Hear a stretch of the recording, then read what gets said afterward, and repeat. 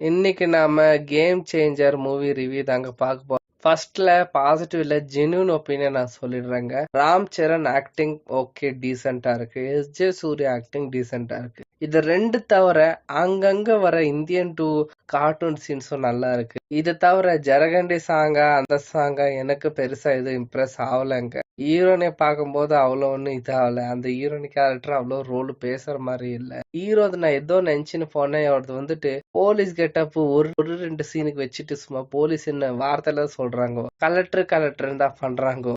Flashback portion குட்டியா இருந்தாலும் டீசெண்டா இருந்துச்சு.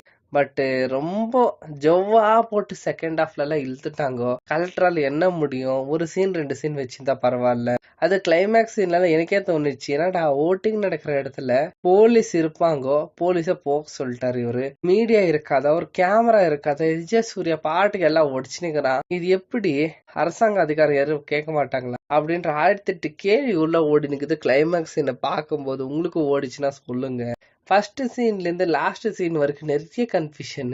ஏன்னா ஒரு கலெக்டரான ஒரு சீனு கூட அவர் காட்டல. அவர் இப்படி படிச்சாரு சின்ன வயசுல அப்படி வந்தாரு.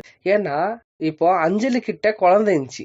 அந்த குழந்தை இவங்க கிட்ட எப்படி வந்துச்சு? ஏன்னா இவர் வந்துட்டு கிளைமேக்ஸ் சீன்ல கேட்பாரு, உங்க அப்பா அப்பா இவர் தான் இல்லன்னு சொல்லிடுறாங்க. இவர் தான் எப்படி இவங்க அம்மா அப்பான்னு ஒரு சீனு வைக்கல, ஒரு டைலாக் வைக்கல. உங்களுக்கு எதாவது இருந்தா புரிஞ்சுக்கோப்பா. இந்த மாதிரி பல கேள்வி இருக்கு. இது பார்ட் 1 நான் ரிவ்யூ கொடுக்குறேன். பார்ட் 2 நீங்க இதுக்கு ஆதரவு கொடுத்தா இன்னும் கேள்வியோட வரேன். தேங்க்யூ.